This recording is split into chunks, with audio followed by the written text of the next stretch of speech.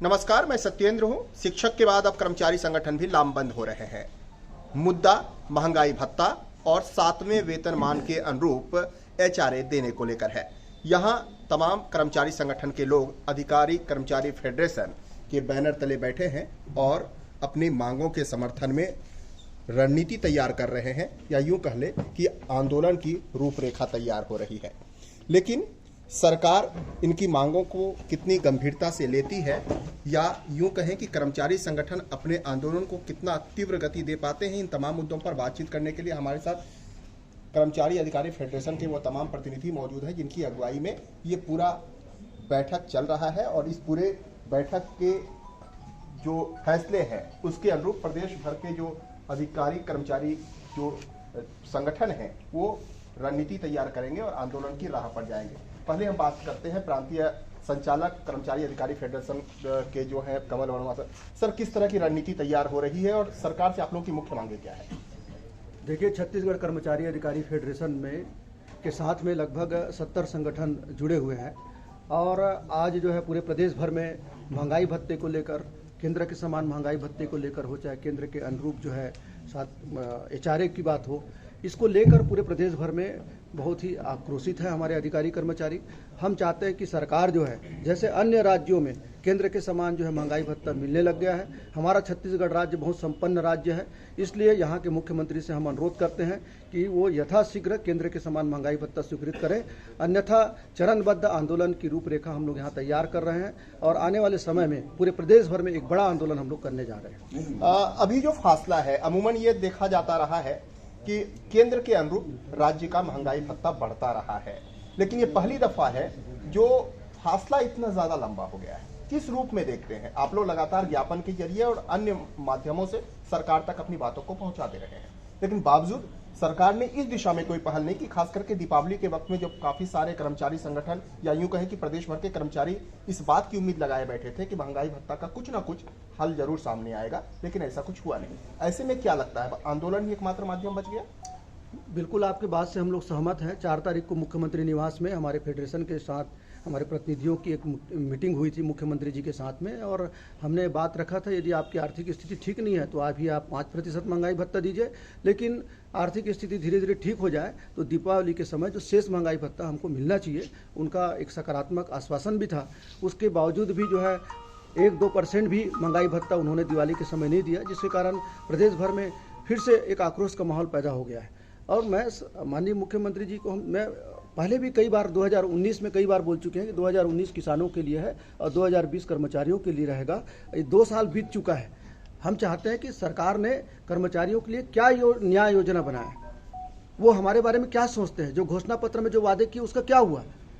निश्चित रूप से मैं कहना चाहूँगा कि जो सरकार में जो बैठे हुए नुमाइंदे हैं वो मुख्यमंत्री या तो चाह रहे हैं वैसा काम नहीं हो रहा है, या दोनों के बीच में कुछ न कुछ विरोधाभास है सरकार, मंत्रालय और मुख्यमंत्री के बीच में। हम चाहते हैं कि मुख्यमंत्री इस बात को बहुत गंभीरता से ले। महंगाई भत्ता एक हमारा मौलिक अधिकार है, उस मौलिक अधिकार के लिए अब आने वाले समय में हम लोग इसे बर्दाश्त नहीं करेंगे और ये जो फासला है, ये फासला को निश्चित रूप से हम लोग कम करेंगे। विजय झा सर से बात कर लेते हैं। सर, आप लगातार मुखर रहे हैं, खास करके ऐसे मुद्दे जब कर्मचारियों की हित की बात आती है आप बढ़ चढ़कर हिस्सा लेते रहे हैं। ये बताइए कि आखिरकार गतिरोध बनता कहाँ है? कर्मचारी चाहते हैं लेकिन कर्मचारियों के अनुरूप काम नहीं होता। हर मुद्दों के लिए, हर बातों के लिए आंदोलन एकमात्र रास्ता तो नहीं हो सकता। ऐसी क्या स्थिति बनती है? और अभी जो महंगाई भत्ता नहीं मिल पा रहा है, जो फासला है, उससे कर्मचारियों को कितना आर्थिक नुकसान हो रहा है? प्रति माह कम से कम 2000 से लेकर के 14000 तक के चतुर्थ वर्ग से लेकर के अधिकारियों को आर्थिक क्षति हो रही है। हम एक देश, एक कानून, एक संविधान की जब बात करते हैं तो एक महंगाई भत्ता क्यों नहीं होना चाहिए? गतिरोध ये है कि मंत्रालय में बैठे जो IAS, IPS, IFS, इनको 31% महंगाई भत्ता मिल रहा है। मेरे प्रदेश के कर्मचारी को 17% मिल रहा है।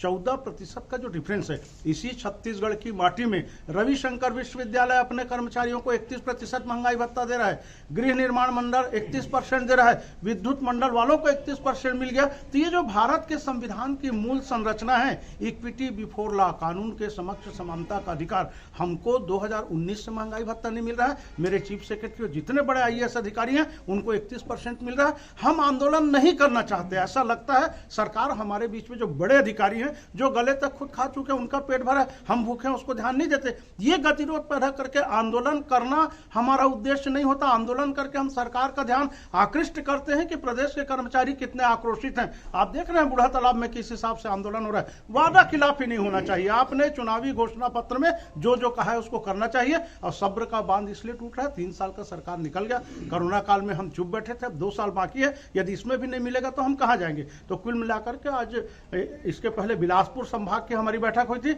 आज रायपुर संभाग के कर्मचारी अधिकारी फेडरेशन की बैठक आदरणीय कमल वर्मा संयोजक के नेतृत्व में हो रही है। और इसमें केवल आर्थिक मुद्दों पर आंदोलनात्मक निर्णय लेने के अलावा कोई विकल्प प्रदेश के लाखों कर्मचारियों के पास नहीं बच जाते हैं।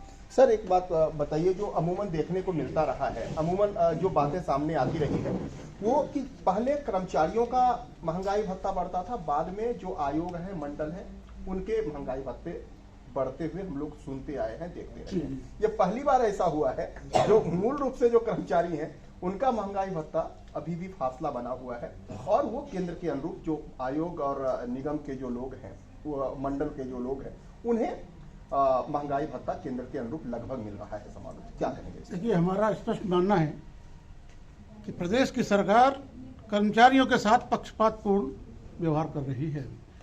विद्युत विभाग, जैसे हमारे विजय झा जी ने बताया, विद्युत विभाग, यूनिवर्सिटी और अखिल भारतीय सेवाओं के IPS, IFS, IAS, इस सब अपना जो DA था केंद्र के सम्मान लिख चुके हैं। लेकिन जिसको सबसे ज़्यादा जरूरत है प्रदेश के चतुर्थ श्रेणी के कर्मचारी को, तृतीय श्रेणी कर्मचारी को, उसको अभी तक नहीं दिया गया है। बहुत गलत बात है, पक्षपातपूर्ण है। और अब उसी के कारण इस प्रदेश के कर्मचारियों में, अधिकारियों में आक्रोश है, बहुत आक्रोश है।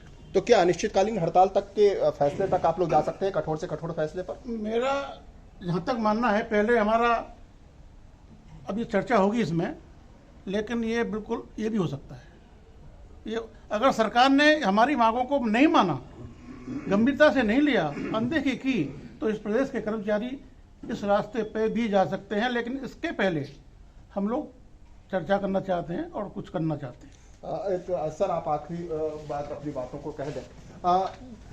क्या बातचीत का कोई माध्यम बच रहा है? क्या सरकार से बातचीत करने की कोशिश या मुख्यमंत्री के पास जाकर कुछ इस तरह की बातों को करने की अब कवायद होगी, या सीधे जो आंदोलनात्मक या जो आप लोग एक रणनीति तैयार कर रहे हैं उसी दिशा में आगे बढ़ेंगे? CM साहब से तो हम हमेशा बात करना चाहते हैं। जब भी उन्होंने बुलाया हमने बात करने की कोशिश किया, हमने समझाने की भी कोशिश किया। हमारी कोई मांग है नहीं, केंद्र ने जो दिया है राज्य में उसको दे दीजिए। केंद्र में 31% है, राज्य में उसको दे दीजिए। बजट में उस चीज के प्रावधान है, बिना प्रावधान के तो चलेगा नहीं। अब सरकार महंगाई भत्ता नहीं देना चाहती। अभी भी हमारे कर्मचारियों को जुलाई 19 से 30 जून 21 तक 2 साल का जो एरिया है 5% का महंगाई भत्ता का, वो पैसा उन्होंने दिया नहीं। तो हम ये कहना चाहते हैं कि हमारे हिस्से का जो मेहनत कश का पैसा है उसको आप सरकार देना नहीं चाहती। आप अभी भी हमारे कर्मचारियों को 7वें वेतनमान के आधार पर जो बनना चाहिए HRA, वो HRA नहीं देकर 6वें वेतनमान में दे रही है। हमारा कहना बहुत साफ है, सरकार के हर गतिविधि को चलाने में यही कर्मचारी अधिकारी हम लोग काम कर रहे हैं, तो सरकार का नाम हो रहा है। और जब हम मेहनत कर रहे हैं तो हमारे मेहनत का हमें प्रतिशत जो भी हमको सुविधा मिलना चाहिए, जो बातें हैं उसको करो। मांग तो कुछ है ही नहीं। अगर कुछ अलग से मांगा हो तो मुख्यमंत्री जी और उनका मंत्रिमंडल कह सकता है कि हमने अलग से मांग किया। मांग पूरा नहीं हो सकता, जो ड्यू है उसी को हम भी कह रहे हैं कि वो उसको दे दो। लेकिन सरकार तो कह रही है कि आर्थिक रूप से अभी जो है फिलहाल तंगी है, केंद्र पैसा देगा, चाहे वो शिक्षकों के संदर्भ में हो या आंगनबाड़ी कार्यकर्ताओं के संदर्भ में हो। उनका ये कहना है कि केंद्र से पैसे मिलेंगे तो आप लोगों को तक मिलेंगे, कर्मचारियों की मांगे पूरी होगी। क्या तब तक का इंतजार करेंगे आप लोग? इंतजार करने की बात है। हम बड़ा साफ साफ कहते हैं कि हमसे कोई आंकड़े छुपे नहीं हैं। कमल वर्मा जी वित्त सेवा के अधिकारी हैं और हमारे सब लोग यहाँ बैठे हैं। सरकार का आर्थिक स्थिति क्या है हम अभी चुप हैं। सरकार का तो काम है बोलना, वो बोल रही है, लेकिन हमको मालूम है कि पैसा है।